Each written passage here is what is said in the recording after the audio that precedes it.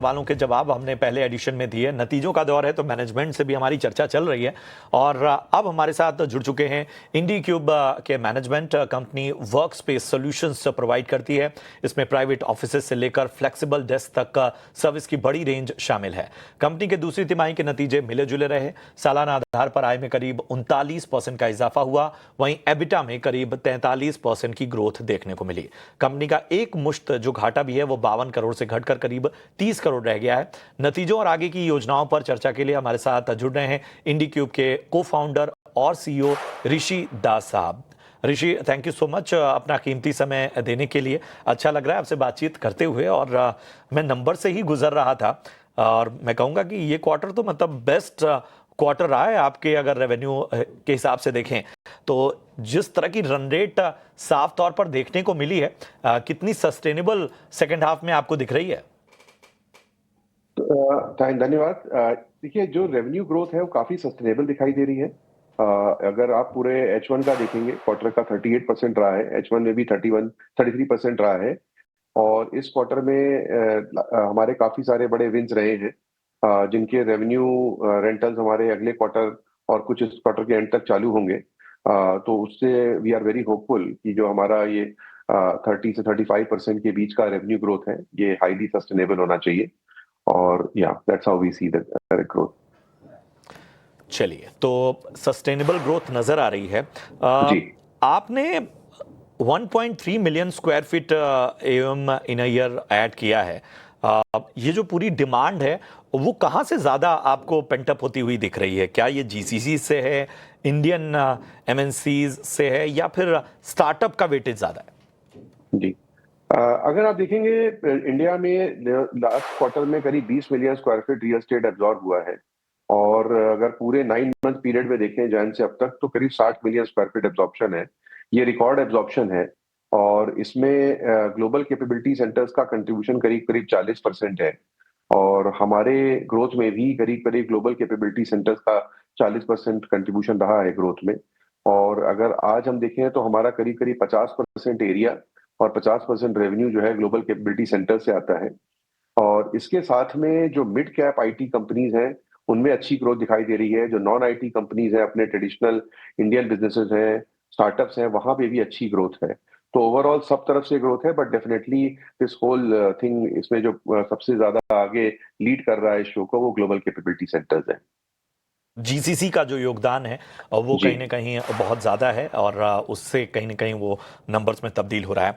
Occupancy की बात करें तो 87% पोर्टफोलियो लेवल पे ऑक्यूपेंसी ने टच किया है। अब किस तरह का आगे पुश आप देख रहे हैं, खासतौर पे जो जियोग्राफीज हैं, खासतौर पे बेंगलुरु, हैदराबाद और चेन्नई से? ऑक्यूपेंसी अगर आप देखेंगे तो हमारी हिस्टोरिकल ऑक्यूपेंसी हमेशा 80% से ऊपर रही है। और at a portfolio level, that is the Lakshman rekha for us कि वी शुड बी बिटवीन 80-85%। और किसी क्वार्टर्स में ये आपको उससे ऊपर ज्यादा दिखाई देगा, किसी क्वार्टर में 1-2 पॉइंट कम होगा, डिपेंडिंग अपॉन कि अगर कोई बड़ी प्रॉपर्टी उस क्वार्टर में ऐड हो जाती है। बट हमें ये दिखाई देता है कि हम लोग 83 से लेके 87-88% के बीच की ऑक्यूपेंसी मेंटेन कर पाएंगे over the medium term at least. That is a visibility we have in the current scheme of thing. दूसरी चीज ये है, इस समय इंडिया में जितना रिकॉर्ड एब्जॉर्प्शन हो रहा है उसके हिसाब से सप्लाई नहीं है। तो ज्यादातर लोकेशंस में सप्लाई क्रंच है। वैकेंसी लेवल्स ऑल टाइम लो है। मुंबई जैसे सिटीज में अगर आप देखेंगे तो बहुत ज्यादा वैकेंसी इस समय कम है। तो ये एक चैलेंज भी है, अपॉर्चुनिटी भी है, कि we should be able to run businesses good occupancy level. At the same time हमारा जो 9.1 मिलियन पोर्टफोलियो है, उसमें से 5.8 मिलियन है जहां से हमें रेंट आ रहा है।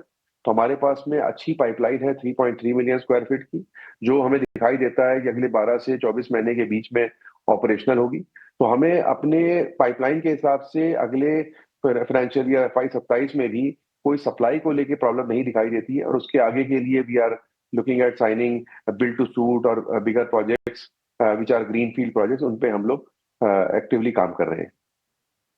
चलिए, तो ये तमाम चीज़ें जो हैं वो ऑक्यूपेंसी पर जो एक आउटलुक है वो साफ तौर पर नज़र आ रहा है। 16 शहरों में आपका अभी उपस्थिति दर्ज है और ख़ासतौर पे इंदौर भी इस क्वार्टर ऐड हुआ है। हमें बताइए कि और एक्सपेंशन के लिहाज से क्या योजनाएं हैं आगे?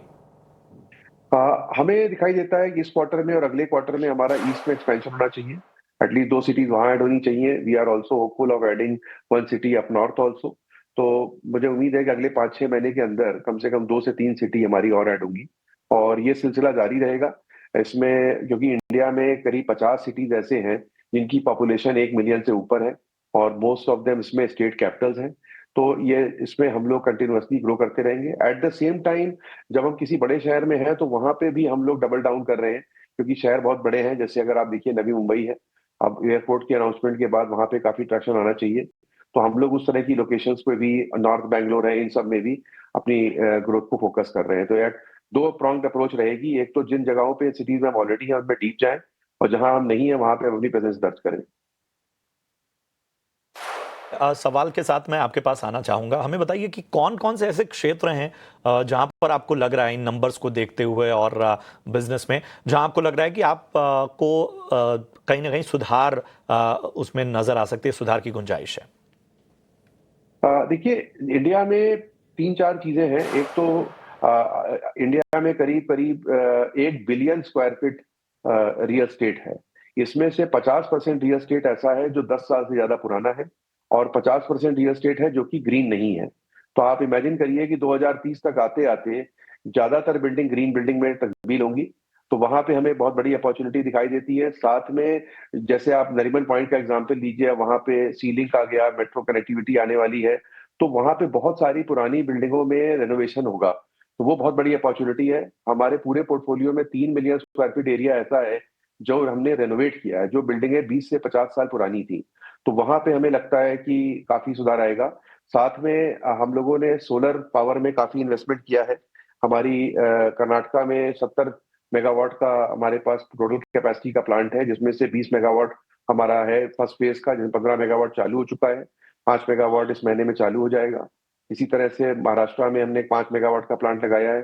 तो उन जगहों पे हमें दिखाई देता है कि हम धीरे धीरे करके 70-80% अपना जो पोर्टफोलियो है उसको ग्रीन पावर पे मूव कर पाएंगे और उससे काफी सारी सेविंग्स भी जनरेट कर पाएंगे। और तीसरी चीज जो हम लोग बड़े स्केल पे कर रहे हैं वो है, जितने भी हमारे क्लाइंट्स हैं इनको हम ज्यादा ज्यादा सर्विसेज देने की कोशिश कर रहे हैं। जैसे फूड है, ट्रांसपोर्ट है या आईटी इंफ्रास्ट्रक्चर है, इस तरह की चीजें भी हम उनको अवेलेबल करा रहे हैं। और हम इसीलिए हमारा जो वैल्यूडेड सर्विसेज का रेवेन्यू है, जो कि 11% था 1 साल पहले, वो 13% पे हुआ है। और वहां पे हमें दिखाई देता है काफी इंप्रूवमेंट है, जहां हम लोग उसको 15% के ऊपर ले जा सकते हैं। वहां पे काफी ग्रोथ है। टेक्नोलॉजी में काफी सारा ट्रैक्शन है। हम लोग बहुत बड़े स्केल पे टेक्नोलॉजी में इन्वेस्ट कर रहे हैं, उसको यूज भी कर रहे हैं। चाहे वो सीट बुकिंग करनी हो लोगों को, चाहे ट्रांसपोर्ट बुक करना हो, पार्किंग की बुकिंग करनी हो, विजिटर का मैनेजमेंट हो, सारे हमारे जितने फूड है वो सारा कैशलेस सिस्टम पे चलता है। तो इन सब चीजों पे काफी सारा इन्वेस्टमेंट हो रहा है। अच्छा लगा सर आपसे बातचीत करते हुए और आपको आपके तमाम विस्तार योजनाओं के लिए, आगे के कारोबार के लिए आपकी पूरी टीम को ईटी नाउ स्वदेश की तरफ से ढेर सारी शुभकामनाएं। हमसे बातचीत करने के लिए, अपना कीमती समय देने के लिए बहुत बहुत शुक्रिया। चलिए, थैंक यू हमारे सुरेश जी, साथ थैंक यू। गौरव भी जुड़े हुए हैं, मार्केट एक्सपर्ट हमारे साथ। और गौरव से जरा इंडीक्यूब स्पेसिस पर एक राय भी ले लेते हैं।